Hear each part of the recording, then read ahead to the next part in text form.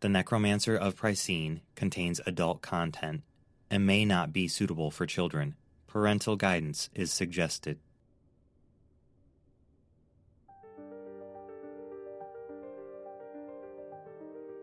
In the world of Turinlay rests an enormous island called Pricene. The nation of Pricene is governed by a king and council, though the real power rests in the hands of 10 cursed immortals, powerful supernatural figures who serve only their self-interests.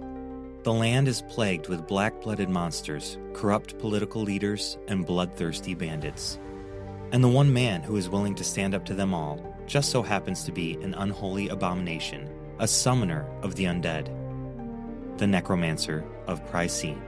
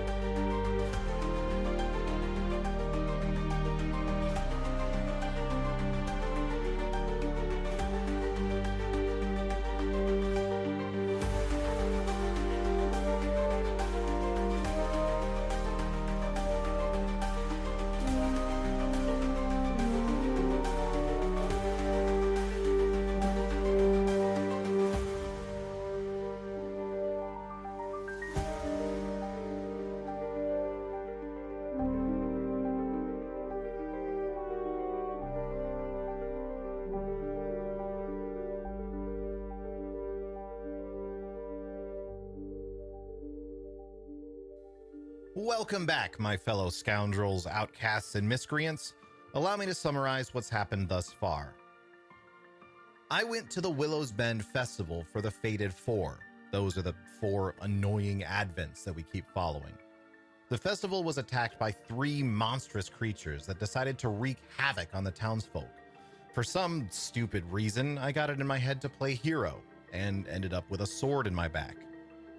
I thought I was a goner, but then I woke up in the house of Benjamin Wright, aka Wrath, aka one of the Cursed Watchers. He was cordial enough and did a good job patching me up, plus he had some amazing drugs. After a bizarre dream and a few days of much needed rest, Wrath filled some knowledge gaps about the Cursed Watchers and their weapons. He called them woe shards. It turns out no one has ever survived a blow from one of the cursed weapons. No one except me. My name is Charts. I have the ability to reanimate the dead and apparently survive a blow from a woe shard. And I'm on a quest to kill Torch, leader of the Watchers and the most powerful man in Pricene. Chapter 7, Breakfast in Bed. The aroma hit me first, savory and rich, a symphony of sizzling sausage, fried eggs, and fresh bread. My stomach growled loud enough to rival the clattering dishes from the next room. For the first time in 5 days, I felt hunger, sharp and insistent, pulling me from the haze of exhaustion that had wrapped me since Wrath put a sword through my chest. I sat up slowly, wincing as my body reminded me just how fragile it still was, and scanned the room to see if anything had changed. My clothes were now heaped into a small pile in the corner of the room. Wrath's journal was no longer centered on his desk. He must have put it away or taken it with him. Besides that, the room looked much the same as it had the night before. A clean pair of trousers lay folded at the foot of my bed, a quiet invitation to reclaim some semblance of dignity. My shirt, however, was nowhere to be found. Not that I expected Wrath to have a closet full of spares in my size. I pulled the covers down from my chest and then propped myself up on my left elbow, shifting the weight away from my injured right side. I stretched forward with my right arm, feeling the stiffness in my chest immediately. The pain was not as bad as expected, and I collected the trousers with only a small grunt. Actually sliding them on, however, proved a whole ordeal. I was halfway through wrangling the waistband over my hips when my eyes fell on my coin pouch. It had been removed from my cloak and rested on the windowsill furthest from my bed. Wrath had likely set it there to reassure me that my money was safe and he had no intention of robbing me, but This brought on a slight panic. Questions whirled through my mind. Had he found the life seeds? Did he know what they were? Maybe he missed them. He could have been too busy trying to save my life to notice a sack of seeds. Then I remembered the emerald, which should have been with the money in my pocket. It wasn't on the windowsill, but Wrath had mentioned a small chest at the foot of the bed. Maybe the emerald and seeds were there. I always stored the seeds in the left pocket of my cloak, so there was no risk of them being hit by the singed blade during the fight. Even with that reassurance, I dearly wished to hold them in my hands. I pulled my pants mostly past my left hip and felt exhausted. My entire body was sore from laying in bed for the last 5 days. 5 days. Nearly a week since I'd left Frank behind. Anything could have happened to him while I was stuck here. More unanswered questions. Has he stayed in the glade for this entire time? Do the townsfolk go to that glade? I hadn't cared about that before because I'd intended to return quickly, but it was likely a well-known location to the residents of Willow's Bend. Someone could have found and reported him to Constable Arun, or worse, the Advents. Then it dawned on me. Was Arun even alive? The last I'd seen, the beast had charged into the rusted saw. The fire, the screams. They painted a grim memory. Had the inn burned down? Were all my things gone?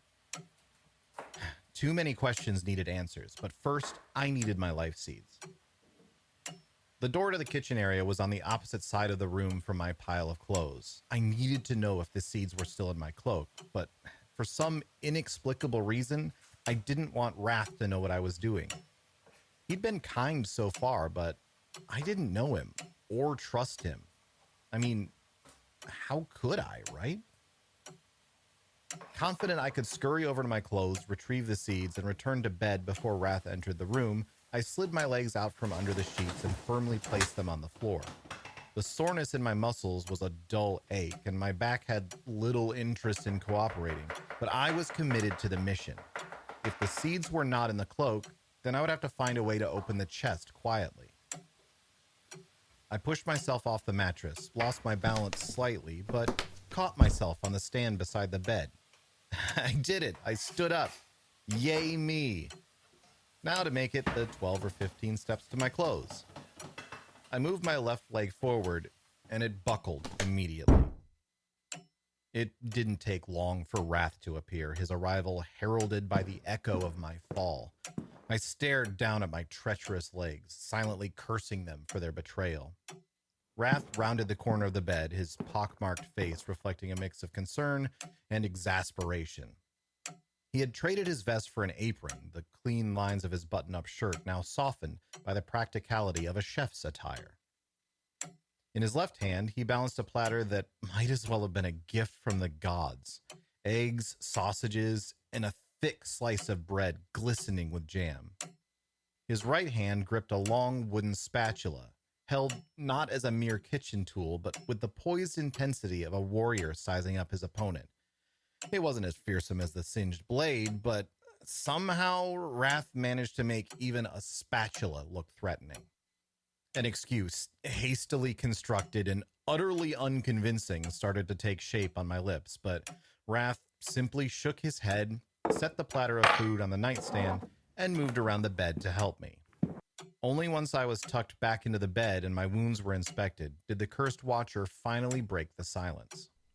Charts, are you that anxious to begin physical therapy? What? No, not really. No.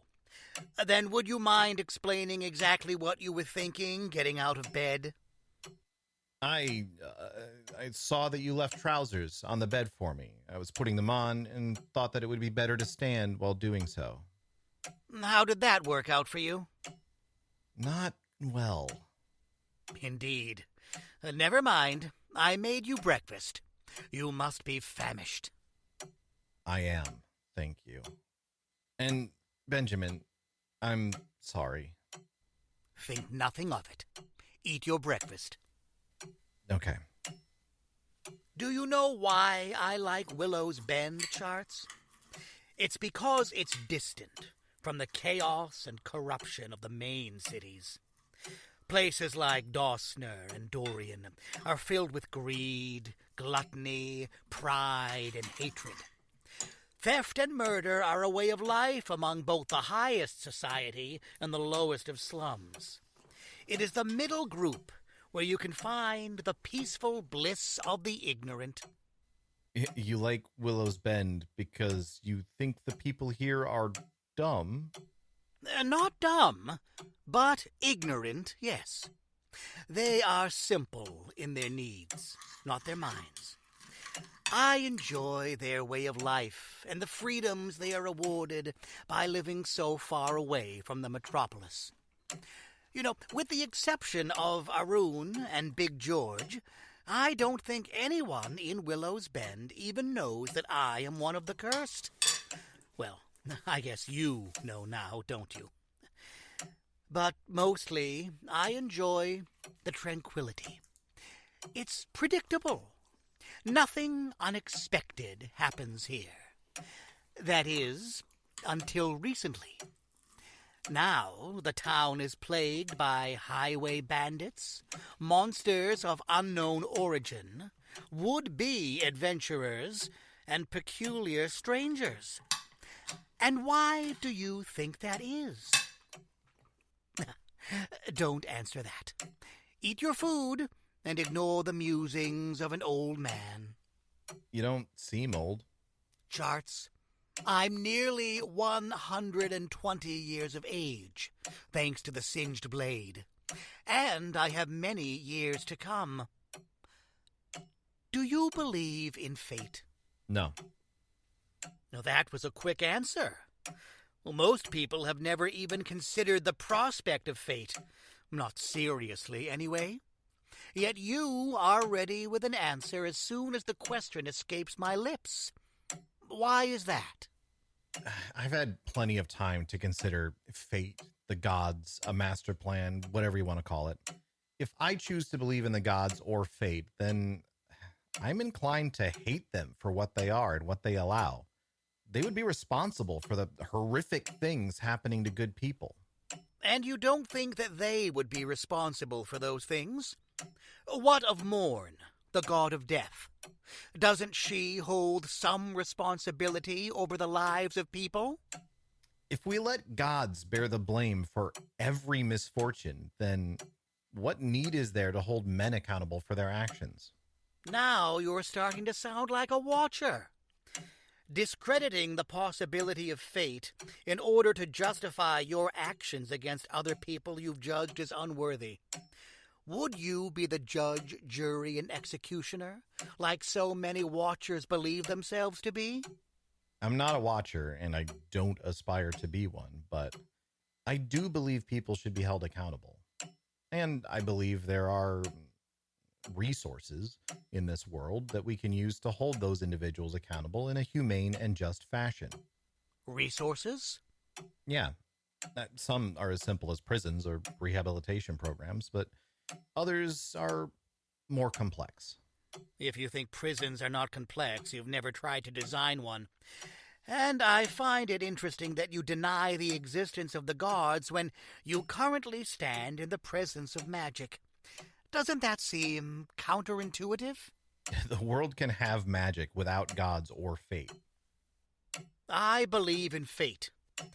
And despite their lack of interaction with men, I believe in the gods. And do you know why I believe in fate? Because every year or two I come to Willow's Bend for a few weeks to escape the pressures of the Watchers Guild, King, and Council. I've been taking this trip for over 80 years and have never encountered fiends like those I fought at the festival. I have never heard of bandits subjugating demons, and I have never met someone who can survive a blow from a woe shard. And yet, here you are. It could all be happenstance. Charts, I asked around, and no one seems to know much about you. You arrived here only a short time before those would-be watchers, the Fated Four. You keep to yourself but maintain odd hours. Mike said you were here for one day and were robbed, but wouldn't tell him about the thief. And aside from the local innkeeper, no one knows anything about who you are or why you're here. I'm just passing through. Well, I'm sure you are. I had assumed you were trailing the adventurers, but several people confirmed your arrival almost a full day before them. My business is my own. I haven't done anything wrong. I didn't say you had. You're not far from suggesting it. Charts, you're an impossibility, and something brought you here to me. Fate, the gods, luck, call it what you will. But it brought you here nonetheless. You, the one person in all of known history to survive the singed blade, came to a place with monsters, bandits, adventurers, and a watcher. If you're not the cause of these events, and by no means am I implying your culpability, then you are caught up in something larger than you and outside the realm of simple happenstance. That's far-fetched. You're hinging this entirely on the fact that I didn't die after you stabbed me, and we both know that I wasn't far off from the Underrealm. What if I'm not the only person that can survive a woe shard? What if others like me are out there and you just haven't stabbed them yet? Well, I don't know. I've stabbed a lot of people, and they've all died straight away. Maybe you're just an excellent healer and your medicine saved me. I assume most people you've stabbed have been for mercenary work and you had no interest in saving them. Maybe it's something to do with how quickly you got to me and started the healing process. I doubt that. Now, after you fell, I collected the singed blade and chased down the third monstrosity. It wasn't until after I dispatched the creature that someone had informed me that you had survived. You should have been long dead by the time I returned to you. You left me there? Of course I did. I told you, no one survives a woe shard. So no, that's not the case. There are only 3 options that I can see as to why you're still alive. Option 1, you're secretly one of the cursed and can survive a blow from a woe shard. I severely doubt that's the case, considering I would have heard if one of the 10 died, and you would be carrying one of the cursed weapons. Option 2 is that there is something special about you that no one else in the world has ever replicated. I also find this unlikely. No offense, but you don't come off as super special. The final option is that the singed blade let you live. Let me live. Can it really do that? Can it decide? I don't see why not. Like I said, it's magic. Unless, of course, you know something that I do not know about why you would be unique. No, nothing comes to mind. Then this is a mystery that we will solve together. Don't worry, there's nothing to fear. You are perfectly safe with me, and nothing is wrong with you. Except the sword-shaped hole through my chest. Now look at that. You're already at a point where you can joke about it. Now, finish your breakfast. You need to regain your strength, and I need to run into town and check on some things. While I'm gone, try stretching your arm and shoulder. This will help with mobility as your wound heals. All right, I will. And for Rowan's sake, stay in bed. If you fall again, you could tear the stitches. Okay. I'll be back soon. Get some rest. The Necromancer of Pricene will return after these messages. Hey everyone, if you're enjoying what you're hearing but would prefer to continue listening without ads, we have an option for that.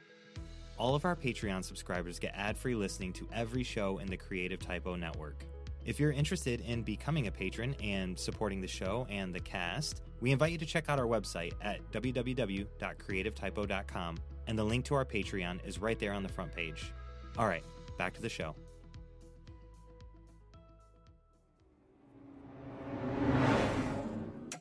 I finished my breakfast and began working the muscles in my right chest, just as Wrath had suggested. The movements were slow and deliberate, a necessary discomfort as I tested the limits of my recovery.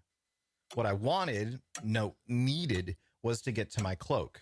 I just had to make sure Wrath was actually gone before trying to drag myself out of bed again. No way was I giving him another excuse to lecture me. The pain in my shoulder had dulled to a manageable throb. My gaze fell on the water he'd left on the nightstand. How considerate. And then I saw the bedpan, and the sheer fucking mortification hit me like a runaway cart. Days. I'd been out for days, and that meant that Wrath had been dealing with everything. That thought snowballed fast. Did Wrath have his own bedroom here? How many rooms did this house even have? Where was he sleeping?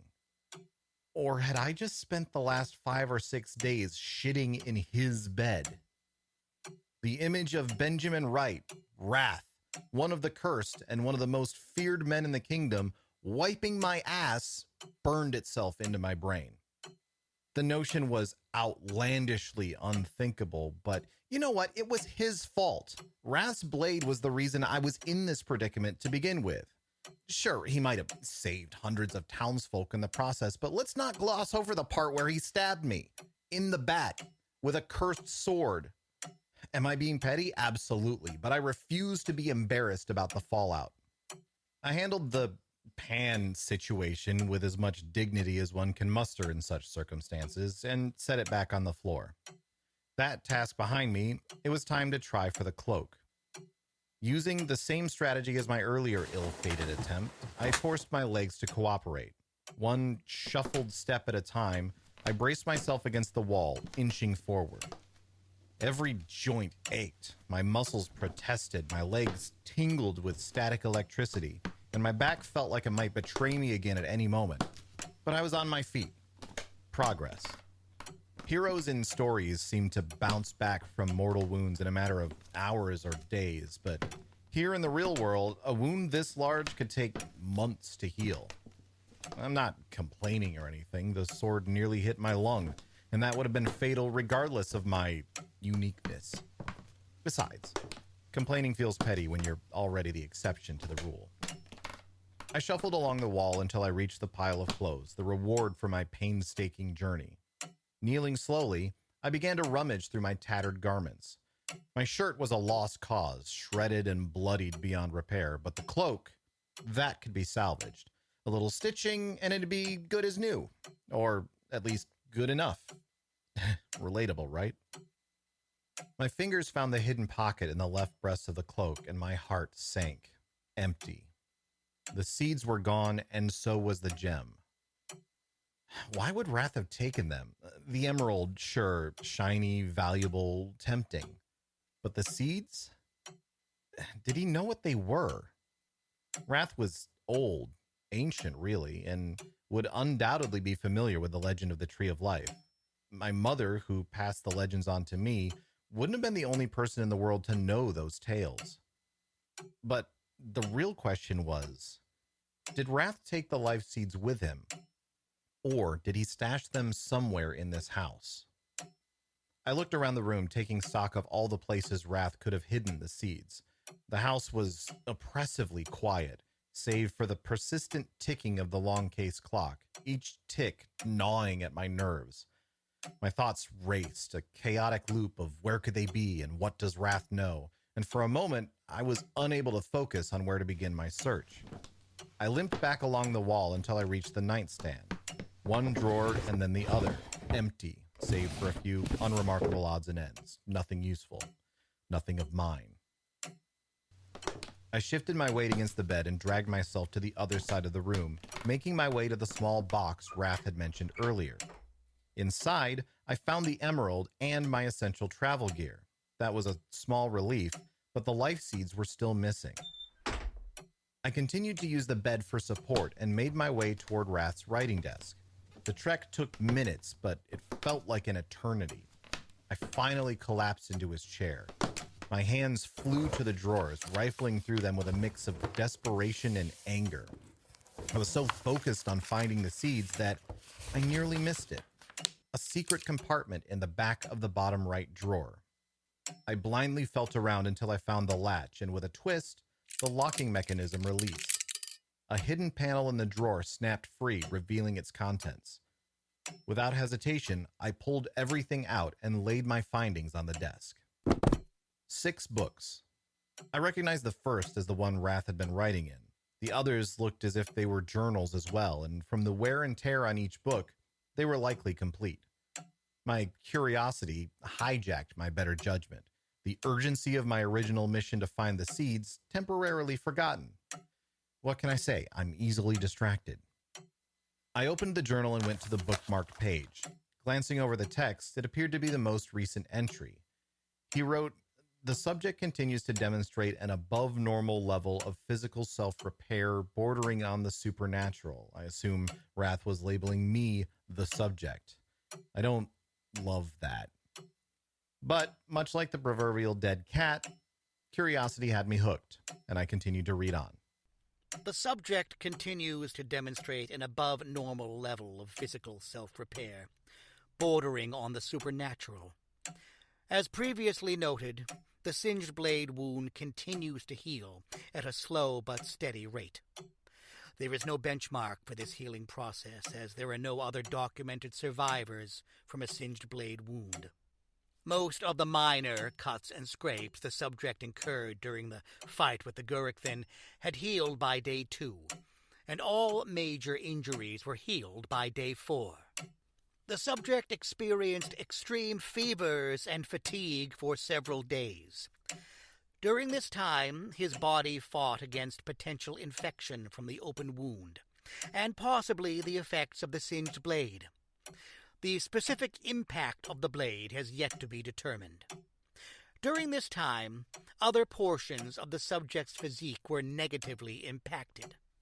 Most notably, the muscles in his thighs showed a massive reduction in size, decreasing the initial measurement of circumference from 23 inches to 19. These changes took place in only 4 days, which is too rapid a decrease to be attributed to physical inactivity. My current theory is that the subject's body draws upon other muscle groups to heal the damaged ones. In the morning, I will cook a high-protein meal for the subject, hoping the body will use the food to heal the wounds and slow the atrophy of the other muscle groups. The easiest way to validate my theory would be to assist the subject in full recovery. Once the subject has regained his strength, another large wound should be inflicted on a non-fatal muscle group. At that point, a second observation of the healing process can begin. I stared dumbly at the final paragraph of the journal entry, my brain tripping over itself to process the words. Wrath didn't come right out and say it, but I think the bastard wants to stab me. Again. What the fuck?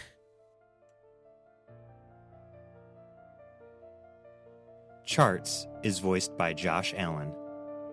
Benjamin Wright, aka Wrath, is voiced by Ray O'Hare. Audio engineering by Adam Culbertson and Richard Collins. Editing by Tisha Zang. Music provided in part by Elizabeth Blakely. And written by Nico Rodriguez.